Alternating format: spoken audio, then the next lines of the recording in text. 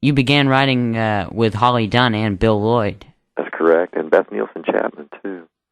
And All three of us were signed to that publishing company, and of course Holly eventually got a deal with MTM Records and later with Columbia, and I wrote a #1 song with her called Love Someone Like Me. And well, wasn't that her first #1, too? Yeah, it was. It was her first #1 record. And I guess I'll mention here that since we were talking about songwriting, that in addition to writing many songs with Bill Lloyd, you've written written songs that have been recorded by many of your fellow stars. I was wondering, could you please tell us some? Yeah.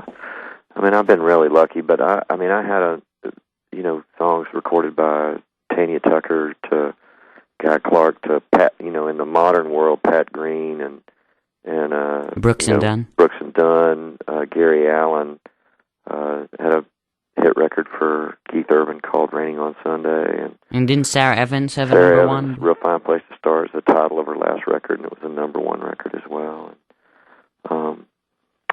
The Nitty Gritty Dirt Band cut some of my songs. I mean, it's been cool to me to have some of my heroes cut songs. Really, some of the older cats, but certainly in the new world, Colin Ray cut about 10 years ago, had a really big hit with a song called "Anyone Else." And Keith Urban, too. Keith Urban, yeah, on "Raining on Sunday," and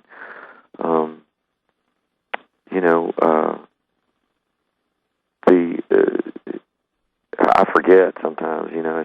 It's been a good ride. I mean, I've been really, really fortunate. So. But it was a song that you wrote with Bill Lloyd, if I understand correctly, for Sweethearts of the Rodeo, entitled "Since I Found You," that helped you gain your first recording contract. Yeah, that song was they were nobodies. They'd won like a contest that was not near as big as anything like American Idol. I mean, it was the True Value Hardware,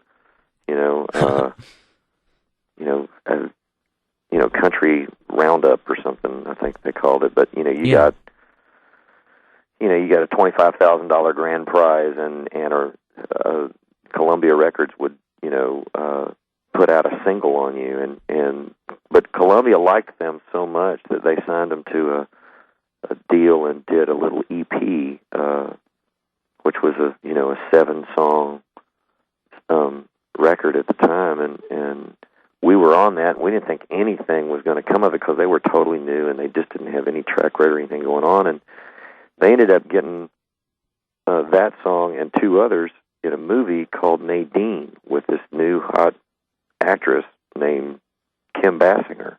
Oh, okay. And that launched into one of those songs becoming a single, and it was a hit. It was our first hit and their first top 10 hit on the country charts, and which was really cool. And we were thrilled. And so all of a sudden, people started paying more attention to what Bill and I were writing, and we knew somebody over at RCA, and we sent him a cassette with about 6 or 8 of our songs on there, hoping we'd get something cut by Alabama or somebody like that, and they came back to us and said, "Man, we think you're an act." And we were like, "Well, we do. Every Tuesday night together, we were doing a couple of little clubs in town where I would play a set, and then he would play a set, and then we would play a set together, and so they came out and saw that, and then they said, "Well, you guys ever play with a band?" And so we put a band together and did essentially played in a bar for all these guys at the record label, and they came up to us and said, "It's all lawyers, guns, and money from here, boys."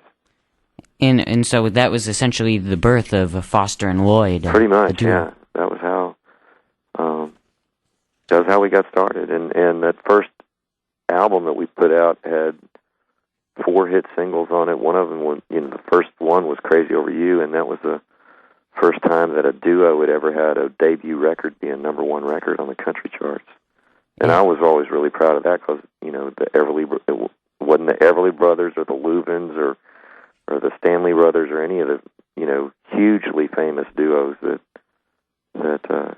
have been in country music. It was, or even the Judds, it was Foster and Lloyd.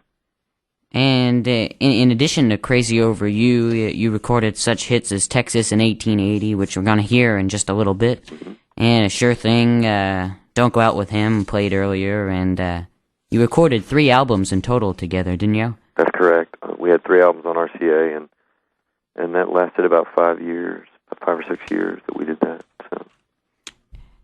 And Stereo Review offered this of your sound, that if the Byrds and the Beatles were to have lunch at the Everly Brothers' house and listen to Hank Williams Sr. records, the music would sound like Foster and Lloyd. That actually is a quote. That's funny that you mentioned it from Stereo Review. That same writer also wrote for Rolling Stone, and so she wrote that in our review in Rolling Stone as well. And when you and Lloyd were recording your first records, did you realize that you were creating such unique music? No, hell no. No. We just thought we were just lucky enough to have something to do and be able to make it. We thought they'd lost their minds because, we were playing. Bill had a band and I had a band, and then we had this little duo thing that we did together, and we were playing in the same bars we were playing in the punk bars in Nashville. I mean, we were playing with there was nights that it was like, Jason and the Scorchers, Steve Earle and Foster and Lloyd, and none of us had record deals. We and all of us ended up having something really big happen in our lives, and I remember one time, Jason is actually, I forget if it was Spin Magazine or Rolling Stone or one of those, music magazines that they used to have. They don't really have. Well, Rolling Stone is no longer a music magazine. If any of your listeners want a real music magazine, go get Mojo or Harp or something like that. Those are real music magazines these days. But they asked us, well, now, if why are Rank and File and Jason and the Scorchers rock bands, and why are you guys and Steve Earle, country artists?